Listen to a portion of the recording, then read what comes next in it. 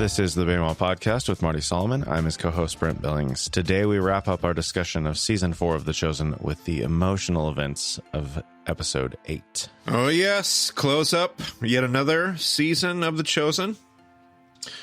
I'm along for the ride, even on my seasons that don't rise to the top and will probably not be my favorite seasons. I'm here for it. They've won me over.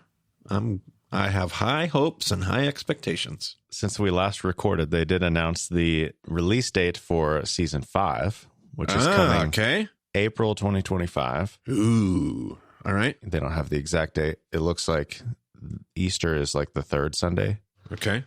So they're kind of like shooting for right before Easter kind of thing. Have they said if they're going to do any theater? Yes, that release date is for theaters. I don't know what the release dates are for streaming. Okay. And hopefully they'll have their contractual agreements all figured out this time, I would imagine. Presumably. We'll see. I don't know. We'll find out. So, that is coming. I do hope that we are a little earlier to the party this time. Yep. We're never going to be the first to arrive at the party. No. But Season 4 is a little late. We've talked about that, but we are aware of when Season 5 is coming, and we're going to do our best to not leave people hanging as long. Yeah. And if I know us, I bet Brent Billings will probably see everything in theaters, and I will, I don't know why, and I'll wait for everything to be released on the streaming app, and that's how we'll probably consume it again. Yeah. Which worked better for me. I was like more in the moment. Like I watched this commentary season almost episode by episode. Mm-hmm. So people got to catch me a little unawares. I didn't get a cheat. I know. I kind of like it. Yeah. Yeah. I do like just going to the theater anyway. So there's that. But it's also just like a preparation thing, because I usually watch these episodes 2 or 3 times before I do the pass where I actually take my notes, because I just want to like make sure I'm catching everything. Because when I'm taking notes, I'm not watching that closely. So it's all sorts of stuff that I would miss otherwise. So totally. Yep. Anyway, it's not like I don't miss stuff anyway, even after 2 or 3 times. It's it's a richly developed show with all sorts of details to mine out. So that's why we're here. Yeah, and I assumed, because you said originally like these last 2 episodes were kind of one theater showing, so I was like, man, how long is this? But there was just another typical Season 4 of The Chosen, just over an hour, I felt like, right? Yeah, the full runtime is an hour 25, but the actual episode is only about an hour 7, and then it has the 12-minute credits because it's the last one of the season. So it has the full list of all the supporters, and then there's like 6 minutes of outtakes or whatever. So I didn't watch for the outtakes. Oh man, I've got a couple that I'll pull out, but yeah, there's a good chunk of them in there. All right, I love that. Well, people aren't here to hear us talk about what we didn't watch. People are here to let that spoiler horn go. All right, we're in it. So we start off and people are laying down their cloaks. They're singing Hosanna. And for a brief moment, I was like, whoa, did we just skip to the triumphal entry? They've done that a couple times where they show something that's in the future, and then they're like, okay, 7 days ago, here's how it all, but not the case here. This is actually a further flashback to David, and he's riding in. Of course, he's on a horse here, but they have the palm branches, they have the shofar blowing, they've got flower petals all over the place. And David has a shield with a lion on it, which I thought was an interesting detail. Yeah, absolutely. And I had the same thought when I first started seeing it. I was like, okay, triumphal entry. And I was like, oh, I bet this is David. Clever. And I love that connection. Like I have a certain like package of triumphal entry teachings and plays. And I just never thought about, it's kind of an obvious connection I never thought about making with David and coming into Jerusalem triumphant after battle. I even thought of potentially the ark. I didn't know what was going to be happening in this scene originally. Like, is the ark going to be? Is this where he's going to be? Nope, not that. But loved the connection. It was great. I'm going to put that in my bag of tricks. I tried to find a specific passage of scripture that they were referencing with this entry of David, and I could not actually find it, because he enters the home and then he's speaking with his son Daniel and then Abigail, who's Daniel's mom. And I didn't even, like, he does say Abigail in the scene, but at one point I got confused with her and Bathsheba. They're actually different actresses, but I feel like I haven't actually brought up a side-by-side photo, but I feel like they kind of look similar. Yeah. But Daniel is the son of Abigail. That's in the text. That's in 1 Chronicles 3. And then Bathsheba was earlier in the season. Yep. Yeah, I loved the bringing in Abigail like that. I thought that was also clever. I mean, I named my daughter Abigail, so it was a fun conversation as a family as we watched it. But she's and the awkwardness of the polygamy thing. Right. It's let's just acknowledge that. But other than outside of that, she's one of my favorite wives of David that we don't talk about nearly enough. So it would be weird if I didn't qualify that. One of my favorite wives of David is Abigail. Yeah. Yeah. Well, and Daniel does not have, like, he's a blank slate. He's just mentioned in a list in 1 Chronicles 3, and that's it. So not a lot of story to work with there. Yeah. You can do whatever you want with him because that's what it is. But they are preparing the Passover lamb together. It seems like that's the same place where David had been mourning for his child with Bathsheba earlier. Okay. I think it's the same set. I didn't verify that, but I'm pretty sure. But then again, I mixed up Abigail and Bathsheba, so who knows? I could have this completely wrong. Well, my wife made the see, I was kind of assuming that too. This is David's palace. We've uncovered what we believe is the royal palace and what we call the old city, David's city, not the old city, David's city, and it kind of lies underneath a residential district. It's close to a residential district today in Jerusalem, modern day Jerusalem. So I've always kind of assumed that. My wife was making clever comments about, I'm not sure that all these wives live in the same palace, so this could be a different, but I'm like, that's probably a good point. Yeah, who knows?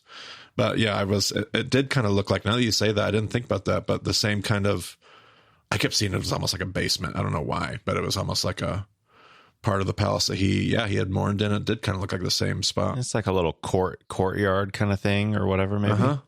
Maybe. Yeah, absolutely. Yeah. But they're anointing the lamb with the oil, and Dallas said that they are connecting. They were doing that to connect it with what Mary does later in the episode, anointing Jesus' feet. Okay, sure. Fun connection there. Yes, there was definitely some critical conversation that happened about the historicity of anointing the Passover lamb. Apparently that is an idea that showed up as far as one scholar could track down today.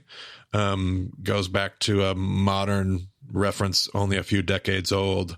Doesn't seem to be a whole lot of historicity to that, but a fun connection that scholar didn't necessarily appreciate a whole bunch, but oh well. Sure. That's the way it goes. But back inside, they're feeding the lamb, they're telling the stories, they're getting all their stuff prepped, and then David gets out a box and he opens it up and there's a bridle inside. We've seen this bridle before. Yeah, nice.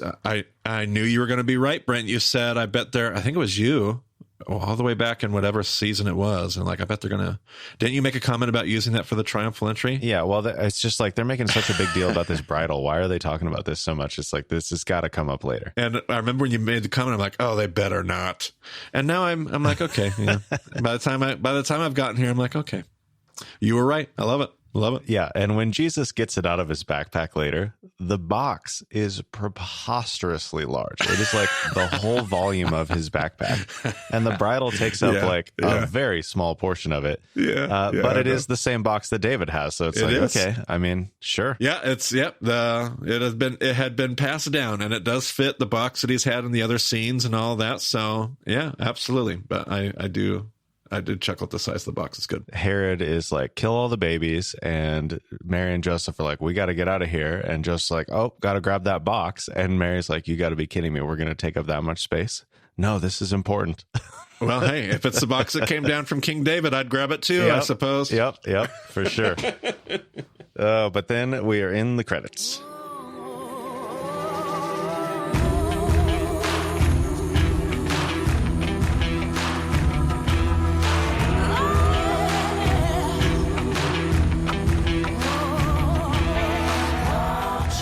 So coming out of there, we see Jesse, that's Z's brother, and then Veronica, who is the woman who had been bleeding for 12 years. They're talking to the crowd, talking about Jesus. Gadara's standing in front of them, refuting all of their claims as they go. And he makes a comment about, like, is he even going to show up? And that's actually something from John 11. As I was looking at the text and all this, so many of these lines that are just like, when I went back and looked them up, it's like, oh, that's a direct quote from whatever. So that's going to come up a lot, just a theme. Yeah. And then we see Atticus and Pilate surveying the whole scene of Jerusalem. And, it's like, well, maybe Pilate's being tested with these large crowds. Like, why would they let all these people? It's like, well, I don't know. Why wouldn't they? Like, doesn't this happen every year? But also, like, this year feels different. And he does ask Atticus about the ghost of Bethany. And Atticus is like kind of speechless in this moment. And he's like, I don't know, man, I've seen a lot of crazy stuff. And then Pilate is like, well, I'm kind of more concerned about Caiaphas and what his response to this whole thing is going to be. Yeah. I've really appreciated, I don't know why, I've appreciated the character of Atticus and what it allows them to do with some of these scenes. And yeah, I appreciated the conversation, the political relationship between Pilate and Caiaphas. I liked how that was kind of highlighted. I thought the ghost of Bethany, this Jewish sorcerer reference, I thought that was interesting. That was just a scene I enjoyed the way they put that together. A lot of whispers and rumors about that situation have gotten around pretty quickly, it seems. Yes. And yeah, I think I like Atticus as like maybe like a personified form of the political pressure that Rome puts on all of its people and its leaders, and trying to maintain that Pax Romana thing. Yeah. So then we see Sister Mary shopping for some perfume, and she convinces the shopkeeper to bring out something a little fancier by dropping a whole bag of money on the table, and then ends up dropping 3 bags of money, which is apparently a year's wages, which they call 300 denarii. So I guess you're counting the days that you're actually working and not the weekend or whatever. I don't know. Yeah, a denarius is 1 day's wage, so 300 would be about right. Yeah. It all matched for me. Yep. But the shopkeeper had mentioned that the whole thing would be worth about half a year's wages, so she's buying it for double. And buying is even a little bit of a stretch, because she basically just drops all the money on the table, and the shopkeeper's like, you can't buy it all. I need to keep some for my other clients. And she just takes the jar and leaves the money. Yeah, there was a interesting exchange there. It immediately brought back to mind that previous scene that I didn't appreciate until our commentary, I think in the last episode, about, maybe it was 2 episodes ago, whatever, the raising of Lazarus, when they say, what do you give somebody what do you give a miracle worker? What do you give somebody that can do? There was that comment that was made. Yeah. And I immediately thought of this, like, oh gosh, like she's going all out because she understands the identity of who she's trying to thank. I liked connecting those. The biblical text doesn't necessarily connect those 2 stories, but I liked how the writers had pulled that thread through Mary's identity in relation to Lazarus, what's happened to Lazarus, why she's thanking Jesus or anointing him for burial, to use the biblical or whatever that, like, I liked pulling that thread through like that. I thought that was very clever. Then we're over with the council, and they're arguing about whether Jesus is Elijah, and Shammai is shouting down Yusuf. Yusuf has apparently decided to be a little more engaged now. And Shmuel is like, well, the Elijah matter, it does bear some investigating. Maybe I'll do it myself. And Gadara is, concerned about Rome's response to the whole thing. And then Caiaphas gets up, and I loved this line. Gadara, you know nothing at all. And that was one of those ones that was a direct quote. That's straight out of John 11. Yeah, it is. He's not necessarily talking to Gadara, but he says, you know nothing at all. Yeah, absolutely. And then Caiaphas is talking about the prophecy they had about a man dying for the people, which is, again, John 11. And they're like, well, let's hand him over to Rome before an uprising happens, but we can't do it too soon because we want Rome to understand, we're actually doing them a favor here. And then Shammai is, of course, upset. Like, how can we coordinate with Rome like this? Yeah, totally. I mean, I know I've kind of nitpicked about some of the nuances and dynamics historically about the Sanhedrin and who's doing what and who's playing, but they just nailed. They really have nailed the relationship between the corrupt Sanhedrin, the Sadducees, and the Pharisees, the dynamics within the Pharisee camp. It's one of my, it's just one of my favorite parts about the historical work they've done to depict that. I thought this scene was another one where they just nailed it. They nailed it. Then we have Shmuel, who is, in total crisis about the situation here. Yes. He's venting to Yusuf, and then he's like, hey, can you pull some strings? Can you get me a meeting with Jesus? I got to talk to him. Yeah, this Shmuel character, and I'm kind of getting ahead of us here, but he's that. I feel like great screenwriting with TV series or different productions, you always have a few characters that you never know whether or not you're like, are they a good guy? Do I like them or do I hate them? Do I like them or do I hate them? Do I like them and Shmuel's going to go on this roller coaster in one episode. Yeah, where I'm going to love him and hate him within the course of it. It's just a wonderful little journey as far as weaving that together. Because here I'm like, yeah, he's having a crisis. Yusuf's helping him. He's on his way. I'm not sure what they're going to do with the Shmuel character. I'm like, is he going to be like on board by the time this is done? Is he not going to be? So at this point in the episode, I'm like, oh, like my good anticipation is rising as I watch this. Yep. So then we have Gaius. He's chatting with Eden and Jairus about Passover customs and what their plans are. And Gaius wants to send some messages to Jesus and Peter and to check on Matthew as they go. And Eden's like, well, why don't you just come with us? And he's like, I can't do that.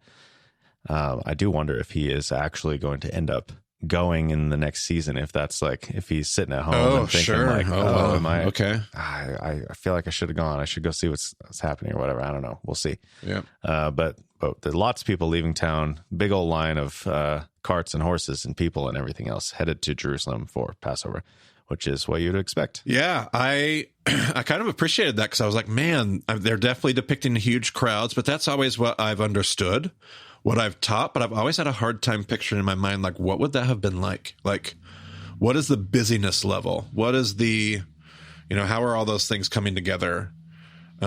What's it like? What's the crowd quote, And I just thought, yeah, this is as good of a depiction as I could conjure up in my own mind. And I just liked how they caught that. That is a small detail that really is, some scholars say 500,000 to 1 million people going to Jerusalem for Passover. Yeah. That's a lot of people for the region. So yep. That's a lot of people. So I like that. And Jairus listed, the people who don't go. And it's basically like, unless you're just not able to physically, or, you have some sort of special circumstance, like you're going, everybody's going. Totally. Yep. Then we have Judas. He gets up in the middle of the night, takes a little bit of money from the purse, but he sees Thomas leaving the house and follows him. And then it's daytime when they actually get out there. So I guess this was like, just first thing in the morning before anybody else got up. But Thomas digs this very shallow hole and I would say, quote unquote, buries the sundial. I don't really even understand how it's under the dirt by the time he's done, but whatever. So true. I also don't understand how Judas was not seen in this. I mean, obviously, like, we need to know Judas is there, so we have to see him. But it's just like the angles, the way everything's portrayed. It's like, man, Thomas. I feel like, did he just have his eyes closed the whole time? Yeah, I'm curious to see how this comes back. I mean, obviously, it's a setup, I would think, to something. I'll be interested to see what they do with the sundial. They put the bridle to work, so they got to have something else, I guess. So I'll be interested to see how that works. But yeah, I totally chuckle at the same stuff. I was like, oh, dig a deeper hole. Like somebody's going to trip right over the sundial. I know. And one of the outtakes, Marty, is this scene where Thomas walks away and then Judas stands up. And then he pauses for a moment, and he's like, "Is this because you didn't get to bury Rama?" It's like, oh my gosh. Oh, brutal. Brutal. Yeah, the on-set humor after a long day of filming, I'm sure. Oh, jeez. Wow. Yeah, the couple good lines from Judas in the outtakes. Sure. I might bring up a couple more later. Yeah. Yeah, okay. I like that. But then we have Herod and Chusa and all those people arriving in Jerusalem, and they're trying to get through the crowds, and they get this message from Caiaphas, which I guess we sort of get some picture into what that message was. Sure. A little bit later. Yeah. I imagine more of that will unfold. Yep. Next season. But then we're in the big scene. We have Jesus and his disciples at Martha's house, Lazarus's house, whatever you want to call it. Arnon and Shmuel and Yusuf all arrive, and Jesus, says his name. Shmuel is just shocked that Jesus remembers him. Everything's looking pretty good for Shmuel at this point. John and Matthew and Z get up and give their places at the table for the new guests, and Arnon is like, I gotta warn you about this, and Shmuel is like, well, we're actually concerned that this is going to lead to your total ruin, and he's like, you've been talking about this Son of Man thing, and this was Shmuel's best moment for sure, because one of the disciples, maybe Andrew or something, pipes up about that, like, oh, not this again, and he's like, no, I'm not here to argue about it. Like, I'm really like trying to understand or whatever. And Jesus like totally affirms him. Like, yeah, I can see that you're sincere. Yep. It's like, oh, yep. So good. Yep. Unfortunately, only downhill from there. Yeah. I thought it was interesting that Jesus asked him what he wants to see in Messiah. I thought that was such an interesting question for the Jesus character. Yeah. I loved that. It was greatly placed. Yeah. It's really good. Yeah. And then, and he says something about glory, and Jesus is like, glory, I don't know about that. And then he's doing the sheep and the goats conversation, and for those who were hungry, you gave them food, and blah blah blah. That whole conversation from, what is that, Matthew 25? Is that where that one is? Yep. Nailed it. Good job. Oh, well, I did write it down. I just didn't write it down in the right place, apparently. It's not in my notes. Yeah. But they go back and forth quite a bit. They've got, Micah 6, they've got Ecclesiastes 12, and then, they're in the middle of this conversation, and then Mary comes in, and she starts applying the nard to Jesus' feet, and Shmuel, like, goes to his lowest point now, just a few moments later, and he's totally offended, and Jesus is like, it's only tradition. It's not in the law. And then Judas comes over, and he's like, oh my gosh, this is a crazy amount of money that she spent on this. Like, how could she possibly do this? And then Shmuel chimes in, like, he was listening earlier. He's like, you were just talking about like doing all these things for the poor and taking care of the hungry and everything else. And like, this goes totally against that. And Shmuel just can't take it. He runs out of the place. And then Yusuf brings up that idea that Jesus mentioned earlier. He's like, oh, you're being prepared for burial. And, several of the disciples had that same question. So that question came up throughout the scene, but Yusuf ends the scene with that like reiteration. Yeah, I hated this scene in a good way. Like I just, it was so hard to, because they depicted so well. Well, first of all, they've set up the Judas character so well that this was such a natural flow to see Judas's concern about, like, of course that's what he is. Of course he can't see anything else going on because this is the only thing that he wants to care about, with the best of his intentions. They're totally misguided, but he's got good intentions by caring about. It was just a perfect, but then like, and the biblical text doesn't necessarily situate this story right next to, it's not that it has to take place with the sheep and the goats, but they took a teaching of Jesus that represents the ethic and interpretation of Jesus. They paired it with what's going on with Mary. I have to, like, I did a sermon recently. I'm not sure I'll be able to find it for the show notes or not, Brent, but I did a sermon recently on this story and Judas's rebuttal. And I was like, guys, I got to be honest. I would have been Judas in this story. I would have missed the point just as much as Judas did, because I do this all the time in church world today. Like, I think this is the stuff that Jesus cares about. I miss what Jesus apparently does care about in this. Like, that whole angst and that tension, they represented in this scene well. Like, I was like, uh-oh. I think I said all the way back in season 1, like, I resonate with Nicodemus. Like, I resonate with these Pharisaical characters. It's hard for me to follow when I'm hung up on my theological reasoning, I miss the thing that Jesus is trying to teach me in light of my theological reasoning. And yeah. Didn't we had an episode, I think last season, where we talked about missing God in the name of God. Like, it's that whole concept. And yeah, interesting. Yeah, that was actually back in the John series, episode 283, which covered this portion of scripture. John 11 and 12. Maybe that's the sermon I'm remembering, Brent. They all run together in my mind. Oh man. Okay. Maybe not a sermon then. Yeah, it could be that teaching in and of itself. Who knows? Oh, that's funny. Well, I'll look for a sermon, and if I can find it, I'll link it. But if not, then I guess just that episode is what it is. Yeah. There were a couple shots of Judas Also, just the seating arrangement has been interesting here. They're not quite doing the triclinium thing, but I think on Jesus' right, I think the first seat is Peter, and then I think Judas is right next to him. So Judas is pretty prominently seated, if for nothing else, just the blocking of the shots. And there are a couple of moments throughout this scene where you can see him wrestling with like, okay, you're saying this, but I thought you said this before. And yes, like, right. There's a lot of internal struggle trying to like discern what Jesus is talking about. And, you know, Judas comes out after Shmuel leaves the house, and Shmuel approaches him, and Judas is like, you know what, I don't understand what's going on. And Shmuel's like, no, I think you might be the only one who understands what's going on there. That was crazy. And he's like, yeah, I don't know, but all I know is that Jesus is the one. So he's still like, he doesn't get it, but he just has this unrelenting belief in Jesus and his mission. He just doesn't get the mission. I have loved that depiction. I mean, we've heard my take throughout the podcast of Judas but it's the same tension, and I really appreciate that. I did have one note too on Shmuel says, you know, I came here to help you.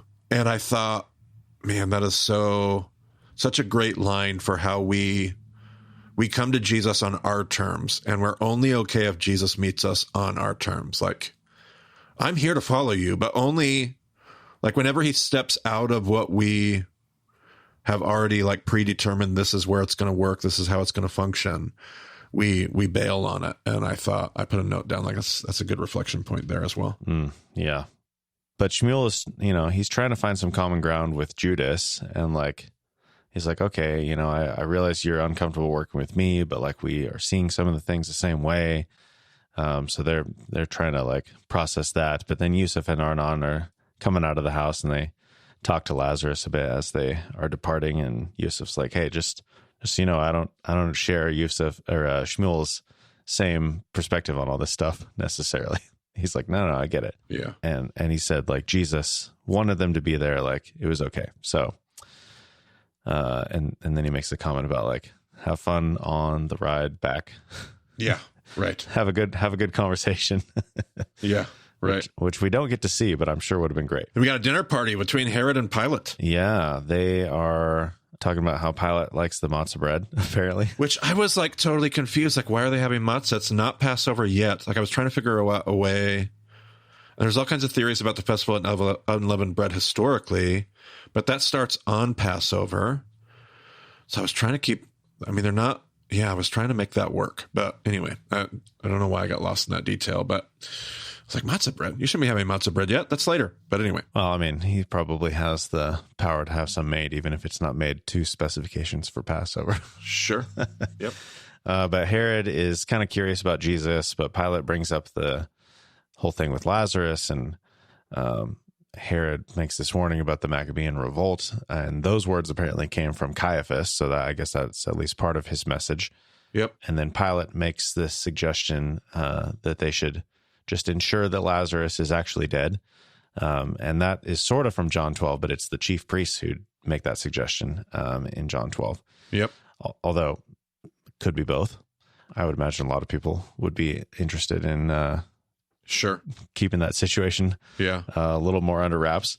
But then Claudia, Pilate's wife, makes the comment like, hold on. If Jesus did indeed raise Lazarus, and Caiaphas has Lazarus killed, then why wouldn't Jesus just resurrect him again?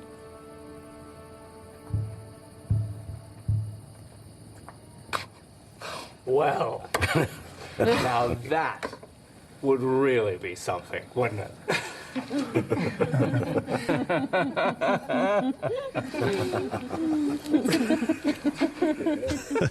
Right. And then Joanna is, sitting there looking pretty uncomfortable about the whole situation. And then she leaves, and it's her and Claudia on the rooftop, and they're talking about the crowds. And I loved this line from Claudia. She said, "They come on foot, hundreds of miles to an overcrowded city with uncomfortable lodging options. Do you believe in anything so much I wonder what it would be like to have that kind of belief. And they're just like wondering about how these people can have so much dedication to something. Claudia's, offering her sympathies for the situation with Chusa and Cassandra, and then Joanna's like, yeah, whatever, that sucks, but she wants to know if Pilate is taking Jesus seriously. She's trying to like figure out her angle with that whole thing, and Claudia is like, he's just kind of trying to prove himself. He's got to, keep his relationship with Tiberius good. And Joanna has a bad feeling about the whole thing, but she also thinks she's just kind of a prop in it. She doesn't have anything to do. And Claudia, refers back to her previous comment. She's like, well, maybe we just need to believe in something as much as the Jews believe. Yeah, some good comments there you pointed out. I love to entertain the concept of a potential connection between Claudia and Joanna that's not necessarily in the biblical history itself, but totally plausible. I mean, Joanna's connected to Herod's treasurer, Chusa. We know that that Pilate and Herod are not friends, but we're told in the Gospels that after the crucifixion, they become friends because of this interaction. So I just was like, oh yeah, wouldn't it be interesting if the wives, we know Claudia has, whether that's her name or not, Pilate's wife has dreams about Jesus. I mean, the connections were there. I was like, oh, so interesting to consider the possibilities. And then we are over with James and John, and they are sitting down at a table, and they're like, oh, Martha's cinnamon cakes.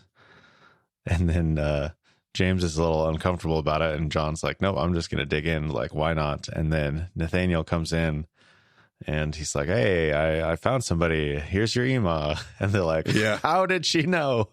Yeah. So great. Yes, absolutely. And then Jesus is out with Matthew and Z, and he's like, hey, go get this donkey. And, I guess we'll talk about that more later. But Mother Mary comes out. This is the point where she brings out his bag. That's where it has the box in it, and she's talking about how hard it is to hear that her son's going to be buried soon, and he's like, I can't shield you from it anymore. Maybe you should stay back with Lazarus. And she's like, no, I want to enter the city with you, but we'll take it by day. Yeah.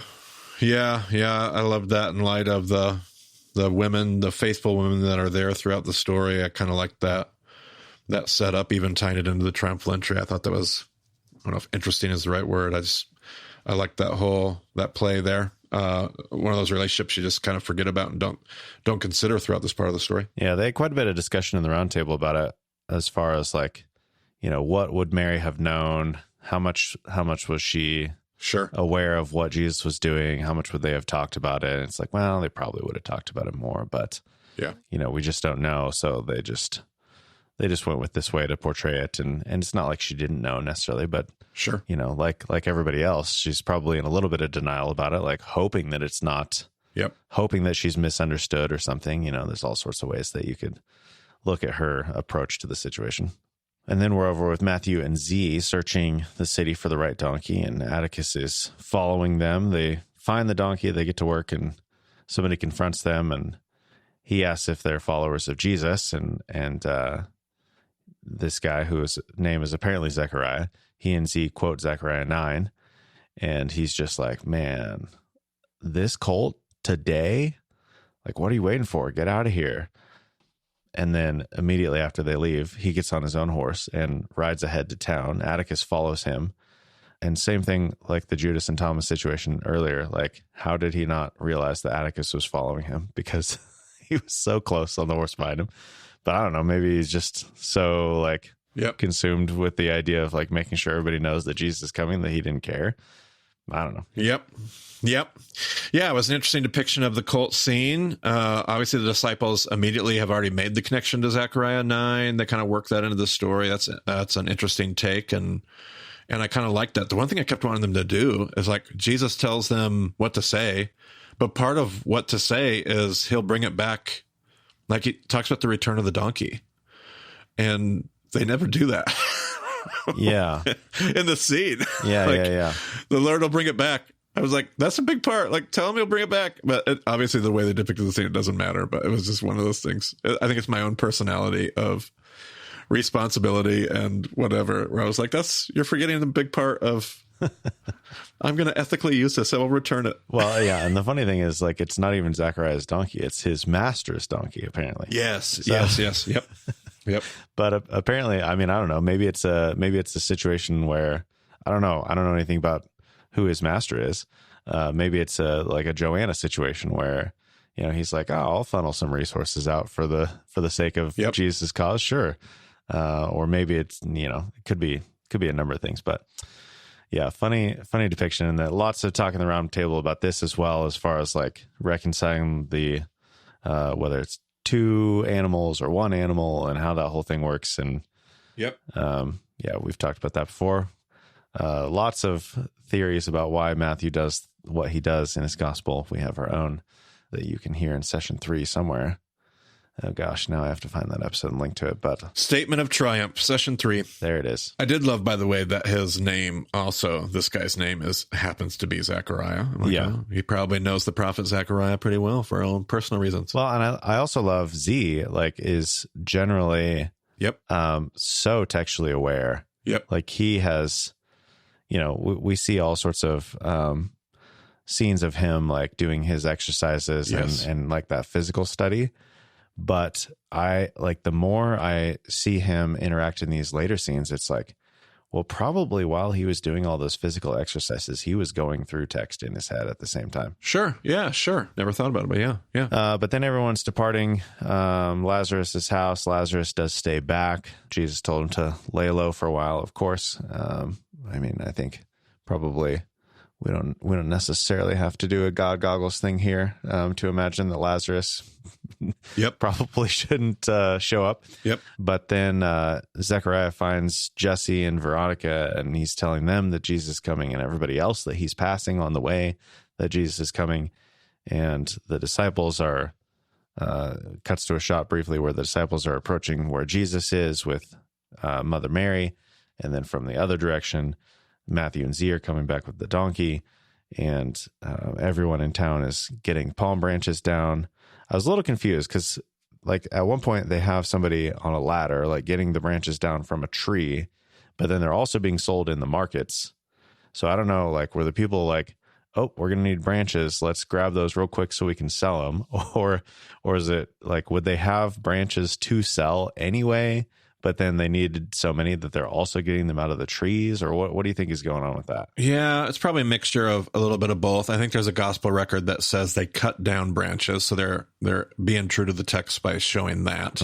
Yeah. There's not going to be enough branches to just do that. Like, depending on how large you think this crowd is for the triumphal entry, it's also not the time of year where you would be doing that. You're going to do that more for Sukkot. And so I think we've talked about on the podcast before, waving palm branches was at different points in the Roman Empire a crucifiable offense. Yeah. Like it's a move of a zealot. Like the zealots are the ones that wave palm branches. So you would assume that people have them, whether they're selling them in a market but they're probably not cutting all of them that they need out of and then would they have been selling them for things like this? Possibly. But I actually thought, like, yeah, you're not just going to be cutting them all the palm branches you need out of the trees. There's just not going to be that many around to be able to pull that off if you think you've got a very large crowd. So anyway, I thought, yeah, that's one way of doing it.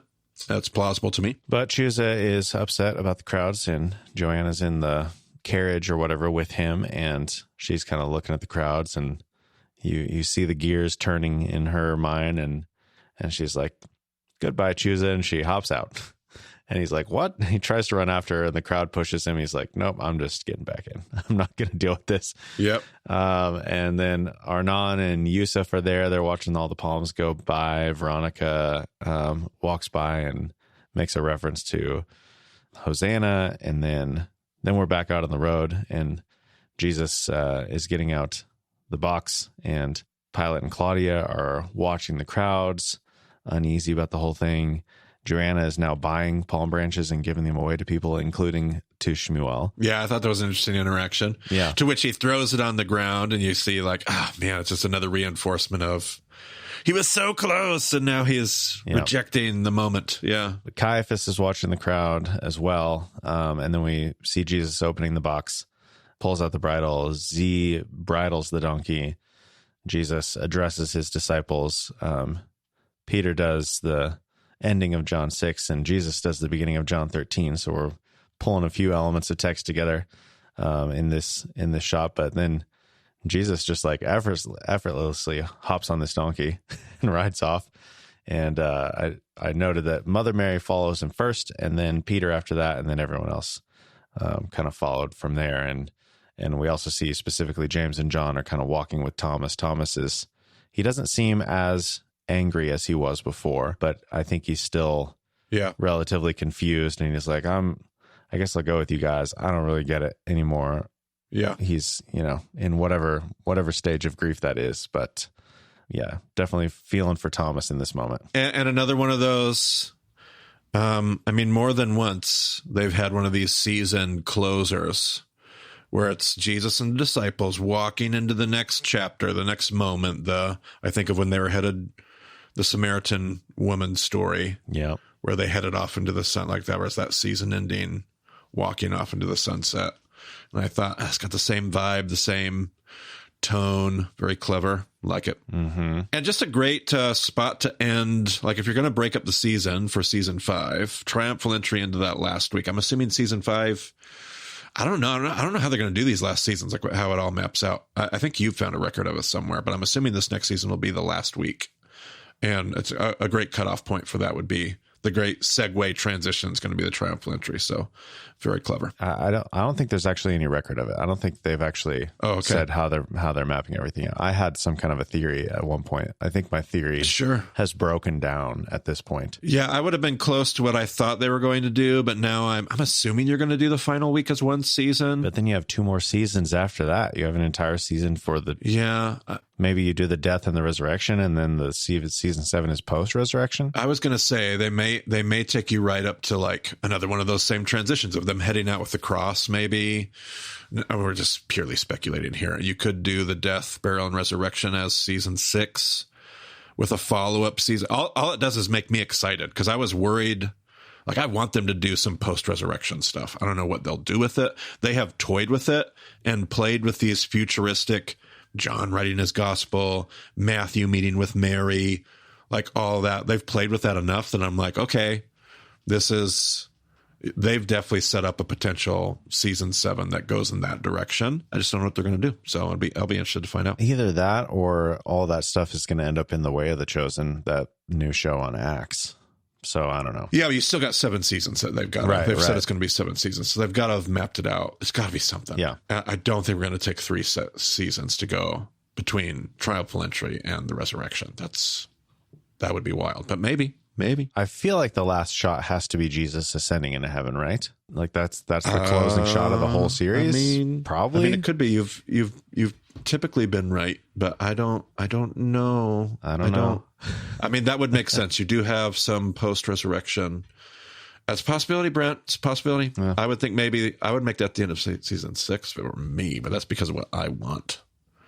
I want something else. You could do, something along those lines, and then like The Way of the Chosen, that show opens up with Pentecost, but you've got all that stuff prior to Pentecost where the disciples are kicking around. I don't know. Total speculation on our part. But yeah, then we're just into the credits from there. Okay. And then the outtakes, Marty, that you totally missed. Lay it on me. I mean, I don't know. There's my copy. I have a Blu-ray copy, and like the first outtake is Shammai saying something, and there's like some weird video encoding errors. So he's like jumping around, and maybe that's why it's an outtake. Like maybe when they actually recorded it, something went wrong with the recording. I don't know. I have a hard time imagining that. There's also a scene where like Thomas misses the action cue and he speaks without his accent, which is totally weird, but great. There's an outtake with it's where Z and Judas are washing the clothes, and Z addresses Judas as Jesus, and I was like, yes. I'm not the only one who mixes it up. Yeah. I love that. That's good. There's David with the lamb, and the lamb is just like all over the place. He can't get him to cooperate, can't get him to stand still. It's like that's more what I would expect from the behavior of a sheep. I would imagine they probably had to shoot that scene a number of times to get the lamb to do what they wanted. Yeah, totally. Arnon wakes Yusuf up It's that, I guess it's the scene. What was that scene? When he wakes him up about Lazarus being raised, maybe? Was it that news? I don't know. But anyway, Arnon wakes up Yusuf and it's like, hey, your mom's cooking bacon. And I was like, whoa, let's do it. Your mom has no care for the traditions of our elders or the law of Moses. And then Jesus is, I'm assuming this is an ad lib, but he's speaking to Lazarus and he's like, blah, blah, blah. Lazarus says something and Jesus is like, oh, not on your life. And then he pauses for a moment. He's like, that joke might not work in hindsight. Yeah, nice. And then Yanni in that scene with it wasn't the Sanhedrin. It was just when they were like in that room kind of arguing back and forth about resurrection and this life and the next life and all that stuff. And I don't know if this was just like they were waiting for something and Yanni's just kind of like goofing around, or if he was just like ad-libbing a bunch of arguments to give them some stuff to work with, but all very punny stuff. But some good outtakes, some fun stuff there. Yeah, I listened to another podcast that I've referenced before that will go unnamed about another show, and they talk sometimes about production. And they say often in shows that get produced, like you have a certain amount of takes that you're going to do as written. You're going to do exactly what's written. And then often if you have extra time and extra, I mean, you used to have to worry about footage, like what you could actually film on. Now digitally, you don't have to worry about that. But if you have extra ability, they turn you loose and let you ad lib because you never know what you're going to get that you're going to be able to use and will end up being gold. And so I would bet there's probably a lot of that goes on even with The Chosen. Like, okay, we've got the takes we need. We've got it as written. Now, how would you, actors or whatever, how would you redo this scene? What would you do here instead? And they talk about how it's some of the most fun that they get to have as actors and actresses. So yeah, there was another one that I'm remembering now of Jesus and Judas when they're standing out and Jesus is looking at that sheepfold and Jesus is making all these comments about like, oh, I could really go for a lamb chop, I'm so hungry right now. And Judas like pauses for a moment and turns to him and he's like, I'm going to betray you so hard, man. And like, that's all fun. But there's also like, it seems like maybe some of the real lines are actually mixed in with that. And I was like, that might've been the real thing. And they just cut out those extra and they're just, lots of pauses, lots of like, sometimes it's like clear that somebody has forgotten their line and they're making something up. But then I think Jonathan Rumi in particular is pretty good at like, when he doesn't remember exactly what he's supposed to say, like he comes up with some good stuff. I am starting to get the impression that he ad-libs and adds quite a bit to the scenes with his own ideas. So yeah, that's season 4, Marty. All right, I feel pretty good. Looking forward to season 5. I feel good too. We'll be back whenever the time is appropriate, whenever we're able, whenever it is available to be seen. We will probably wait until it is at least available on streaming because I like to go to the theater. I imagine, I'm not alone, but much more accessible when it's available for streaming. So once it hits streaming, then we'll get going on our stuff and we'll see how that works out. But it's good season, good discussion. As we get into this next portion of Jesus' life, there's a whole lot more gospel text to work with here. So this season, I feel like even I've been starting to see a lot more of that text worked in, and I'm just impressed by how these actors are delivering these lines that are straight out of the text, and yet they just they feel so human and so natural, and they're all doing a great job with it. Yep, totally. So I look forward to the next one, but that will do it for this commentary, and thanks for joining us on this journey. We'll talk to you again soon.